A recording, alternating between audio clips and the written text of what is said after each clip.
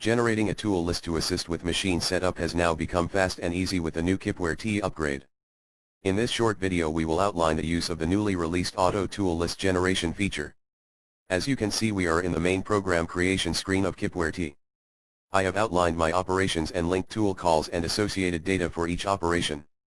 The first new feature to outline is the ability for users to create a note for each tool.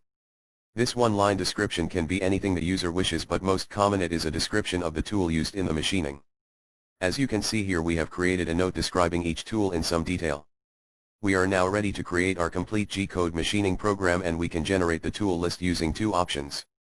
The first option is to include the tool list as a header directly in the G-code program. This option has many advantages, not the least of which is that the tool list will be contained directly in the G-code program and not as a separate list that may be lost or misplaced from the G-code program.